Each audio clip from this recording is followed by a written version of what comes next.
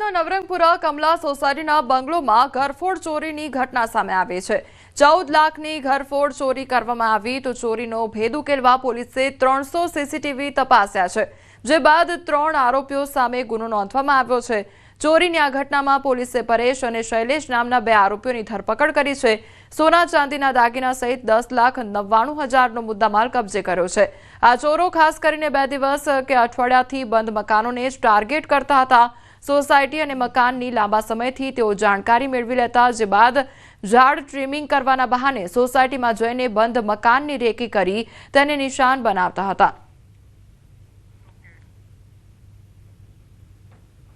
દિવાળીના વેકેશન દરમિયાન કમલા સોસાયટીમાં એક બંગલોઝમાં 14 લાખથી પણ વધુ કિંમતની એક ઘરફોડ ચોરી થવા પામેલી હતી। 3 દિવસ દરમિયાન જ્યારે આ મકાન બંધ હાલતમાં હતું એ દરમિયાન આ ચોરી થયેલાનો એક બનાવ બનેલ હતો। પોલીસને જાણ થતાં જ નવરંગપુરા પોલીસના અધિકારી કર્મચારીઓ અને ઝોન 1 LCBના પોલીસ અધિકારી કર્મચારીઓ આ ચોરી ડિટેક્ટ કરવા માટે લાગી ગયેલા હતા। સોસાયટીના સીસીટીવી કેમેરામાં આ બંગલાનું કવરેજ આવતું ન હોવાથી શરૂઆતના તબક્કે ખૂબ જ મુશ્કેલી પડી હતી। ત્યારબાદ પોલીસની ટીમ દ્વારા છેલ્લા 96 કલાકના 300થી પણ વધુ જગ્યાના અલગ અલગ એંગલના સીસીટીવી કેમેરાની તપાસ હાથ ધરવામાં આવી। સમગ્ર તપાસના અંતે 3 આરોપીઓ આ સોસાયટીમાંથી સામાન સાથે નીકળતા અને આશરે 1 કિલોમીટર જેટલા દૂર પોતાની રિક્ષામાં બેસી અને નીકળતા જોવામાં આવેલા હતા। અમદાવાદના વસ્ત્રાપુર પોલીસ સ્ટેશન વિસ્તારમાં આવેલા ફ્લેટમાં ચોરીનો બનાવ સામે આવ્યો છે। મહિલાએ ઘરે ઓનલાઈન કંપનીમાંથી સાફ સફાઈ માટે લોકો બોલાવ્યા હતા। રૂમમાં કબાટમાંથી 4 લાખ જેટલી રકમના સોનાના દાગીના બંગડીની ચોરી કરી આરોપીઓ ભાગી છૂટ્યા। જે કંપની પાસેથી ઘર સાફ કરવા લોકો બોલાવ્યા હતા, પોલીસે આરોપીઓને ઝડપી પાડ્યા તો તમામ મુદ્દામાલ પણ રિકવર કરવામાં આવ્યો છે। 3 આરોપીઓ મૂળ રાજસ્થાનના હોવાનું સામે આવ્યું છે, તો પોલીસે વધુ કાર્યવાહી પણ હાથ ધરી છે।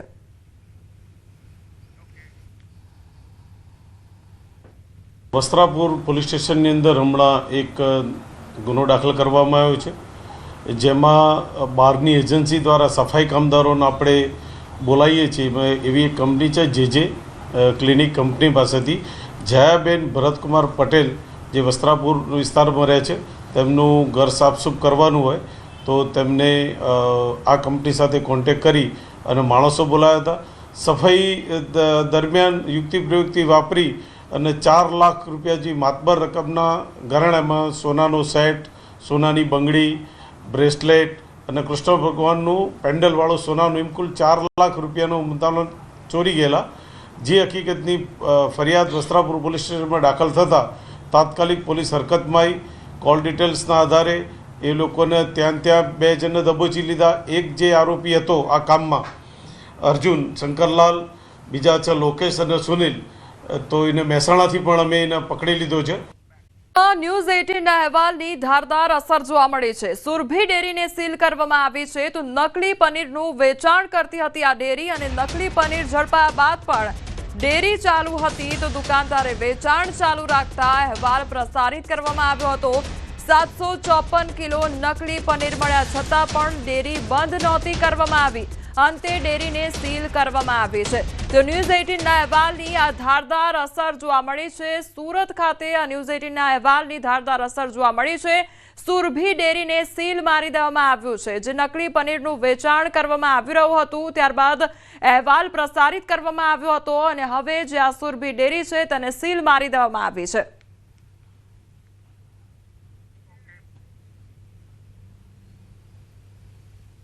એક 1000 કરતાં વધુ કિલો નકલી દરરોજનું પનીર બનીને વેચનારી સુરભી ડેરીમાં આરોગ્ય વિભાગના અધિકારીઓના 4 હાથ હતા। 3 દિવસ ઘટનાને થઈ ગયા છે, 4થો દિવસ થયા છતાં પણ આ દુકાનને સીલ કરી નથી। ત્યારે કહી શકાય કે ન્યૂઝ 18 ગુજરાતીએ સવારમાં અહેવાલ બતાવ્યો હતો કે આટલું મોટું રેકેટ પકડાયા બાદ પણ આરોગ્ય વિભાગ કોઈપણ જાતની કામગીરી નથી કરતું। ત્યારે દ્રશ્ય જોઈ શકાય છે કે ન્યૂઝ 18ના અહેવાલના અસર અને અધિકારીઓને પૂછવામાં આવેલા સવાલ બાદ આરોગ્ય વિભાગ હવે દુકાનને સીલ મારવા પહોંચ્યું છે। હજુ પણ કહી શકાય આરોગ્ય વિભાગના અધિકારીઓની બેદરકારી છે, કારણ કે સીલ મારવા પહોંચ્યો છે આરોગ્ય વિભાગનો પ્યુન પટાવાળો પહોંચ્યો છે. હજુ સુધી સ્પોટ પર એક પણ અધિકારી પહોંચ્યા નથી, કારણ કે આરોગ્ય વિભાગના અધિકારીઓની નિગરાણીમાં દુકાન ચાલતી હોય તેવું સ્પષ્ટપણે દેખાઈ રહ્યું છે. અધિકારીઓ પહોંચ્યા છે, અધિકારી જોડે સીધા વાત કરીશું. સાહેબ, આપનું નામ? મેડમ, આપનું નામ? Hetal Desai, food safety officer, Surat મહાનગરપાલિકા. અધિકારી આપના એમ કહેતા હતા કે ખાલી આરોગ્ય વિભાગ જે સેમ્પલ છે તેને સીલિંગની કામગીરી કરતું હોય છે, સીલ મારવાની જવાબદારી અમારી નથી હોતી. એટલે સીલ મારવાની જવાબદારી અમારી નથી હોતી, પણ આમાં હવે શંકાસ્પદ પનીરનો જથ્થો મળ્યો છે એટલે આજે આપણા દ્વારા સીલ કરવામાં આવ્યું છે. આજે ચોથો દિવસ છે, 4 દિવસ પછી આરોગ્ય વિભાગ જાગ્યું. અમારા દ્વારા સેમ્પલિંગ ને તો કરવામાં આવ્યું જ હતું અને ઝોન ઓફિસ દ્વારા એને બંધ પણ કરાવવામાં આવી જ હતી. કાલથી 2 દિવસથી બંધ કરાવવામાં આવી. આરોગ્ય અધિકારી કહે છે કે અમારું કામ માત્ર જથ્થો સીલ કરવાનો છે, દુકાન સીલ કરવાનું નથી. તો હવે કેમ સીલ કરવા પહોંચ્યા? એટલે માટે તો હવે બિલકુલ આરોગ્ય વિભાગના અધિકારીઓ પાસે જવાબ નથી, કારણ કે બે જવાબદારી સવારે જ દેખાઈ આવી હતી કે ઘટનાનો ચોથો દિવસ છે અને ચોથા દિવસે આ દુકાન સીલ કરવા પહોંચ્યા છે. જો કે ગઈકાલ સાંજ સુધી અહીંયા પનીર વેચાતું હતું. ગઈકાલે આરોગ્ય વિભાગ દ્વારા અહીંયા સેમ્પલિંગ કરી 17 કિલો કહી શકાય કે પનીરનો જથ્થો કબજે કરવામાં આવ્યો છે. એટલે કે છેલ્લા 2 દિવસમાં 1000 કિલો કરતાં વધુ જથ્થો મેળવી લીધો છે, સેમ્પલિંગ કરી છે. માલિક કબૂલ કરે છે નકલી પનીર હોવા છતાં પણ આરોગ્ય વિભાગ કામગીરી કરતી નથી અને હવે કહી શકાય છે કે આરોગ્ય વિભાગની ટીમો પહોંચીને કામગીરી કરી રહી છે. ત્યારે સૌથી મોટો સવાલ ઊભો થઈ રહ્યો છે કે આરોગ્ય વિભાગની કેવી બેજવાબદારી. સવારમાં જે બ્રહ્મભટ્ટ સાહેબ છે તેમનું કહેવું હતું કે આરોગ્ય વિભાગ સીઝિંગ જે જથ્થો છે તેને સીઝ કરતી હોય છે, પણ કહી શકાય દુકાન સીલ કરવાની સત્તા તેમની પાસે નથી. પણ જ્યારે મીડિયાએ અહેવાલ પ્રસારિત કર્યો, ન્યૂઝ 18એ અહેવાલ પ્રસારિત કર્યો, ત્યારબાદ કહી શકાય કે તેઓ પહોંચ્યા છે સીલિંગ કરવા માટે અને અત્યારે આરોગ્ય વિભાગના પ્યુન દ્વારા દુકાનની તાળાને સીલ મારવામાં આવે છે. એટલે કે દરરોજ 1000 કિલો પનીર બનાવી આખા શહેરની હોટલોમાં સપ્લાય કરનાર સુરભી ડેરી પર હવે કાર્યવાહી શરૂ કરવામાં આવી છે. કેમેરામેન જીગર ગુગલ સાથે કીર્તેશ પટેલ, ન્યૂઝ 18 ગુજરાતી, સુરત. દિલ્હી બ્લાસ્ટ મામલે મોડાસામાં પણ હવે તપાસ હાથ ધરવામાં આવી રહી છે. 3 મહિના પહેલા એક આતંકી મોડાસાથી ઝડપાયો હતો અને 3 મહિના પહેલા અલ-કાયદાનો આતંકીને એટીએસે ઉઠાવ્યો હતો. તો મોડાસા શહેરમાં એલસીબી અને એસઓજીની તપાસ હાથ ધરવામાં આવી છે.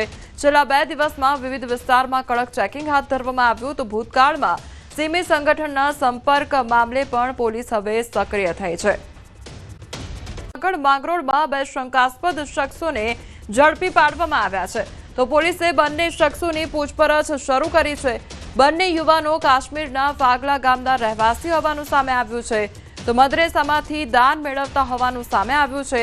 માંગરોળની હોટલમાંથી આજે બંને શંકાસ્પદ લોકો છે તે ઝડપાયા છે. તો બંને શખ્સો 2 દિવસ પહેલા માંગરોળ ખાતે આવ્યા હતા અને હવે તેઓની પૂછપરછ શરૂ કરવામાં આવી છે.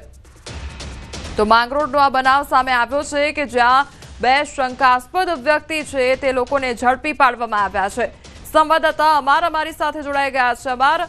માંગરોળ ખાતે જે 2 શંકાસ્પદ શખ્સો છે તેમને ઝડપી પાડવામાં આવ્યા છે. હાલ કયા પ્રકારે તપાસ હાથ ધરવામાં આવી છે? સુરક્ષા એજન્સી ને તમામ જિલ્લા પર હાલ સઘન ચેકિંગ કરવામાં આવી રહ્યું છે. શંકાસ્પદ લોકોની પૂછપરછ કરવામાં આવી રહી છે. ત્યારે જુનાગઢ એસઓજી દ્વારા જે હોટેલ અને ધાબા ચેકિંગ કરવામાં આવતું હતું ત્યારે માંગરોળની એક હોટલમાંથી 2 શંકાસ્પદ જે કાશ્મીરના યુવાનો છે તે ઝડપાયા છે. આ બંને શખ્સોની પૂછપરછ છે તે એસઓજી ઓફિસ ખાતે લાવી અને શરૂ કરવામાં આવી છે. ખાસ કરીને કાશ્મીરના જે ફાગલા ગામ, જે સુરનકોટ તાલુકાનું ફાગલા ગામ છે, ત્યાંના બંને છે જુનૈદ અહેમદ મુકરાણી અને નિયાઝ અહેમદ મુકરાણી. આ બંને સગા ભાઈ છે અને આ બંને માંગરોળની અંદર જે મદ્રેસાઓ હોય છે ત્યાં દાન લેવા આવ્યા હોવાની પ્રાથમિક માહિતી છે અને હાલ આ બંને જે શખ્સો છે તેની પૂછપરછ શરૂ કરવામાં આવી છે. જી જે આ બંને શખ્સો છે તે કેટલા સમયથી અહીંયા માંગરોળમાં રહી રહ્યા હતા અને તેમના દ્વારા જે દાન એકત્રિત કરવાની કામગીરી કરવામાં આવી રહી હતી તે કેટલા સમયથી ચાલી રહી હતી? શું તેને લઈને કોઈ પણ પ્રકારની જાણકારી છે? 2 દિવસ પહેલા તે માંગરોળની અંદર આવ્યા હોવાની માહિતી છે. માંગરોળમાં કઈ રીતે પહોંચ્યા, ક્યાંથી આવ્યા તે અંગે પોલીસ હાલ પૂછપરછ કરી રહી છે. ખાસ કરીને માંગરોળની અંદર 2 દિવસ પહેલા પહોંચ્યા અને જુદા જુદા જે મદ્રેસાઓ હોય છે ત્યાં આ બંને શખ્સો છે તે દાન માટે આવ્યા હોવાની પ્રાથમિક માહિતી આપી રહ્યા છે. તેમની પાસેથી બેગ પણ મળી આવ્યા છે. આ બેગની અંદર શું છે, કયા કયા ડોક્યુમેન્ટ છે તે બાબતે પણ હાલ પોલીસ તપાસ કરી રહી છે. ખાસ કરીને એક બેગની અંદરથી ભારતનો જે તિરંગો છે તે પણ મળી આવ્યો છે. એટલે કે ખાસ કરીને આ જે બંને યુવાનો છે તે કઈ રીતના જુનાગઢ માંગરોળ પહોંચ્યા છે તે અંગે તપાસ હાલ થઈ રહી છે. જી અમાર સમગ્ર માહિતી બદલ આપનો આભાર.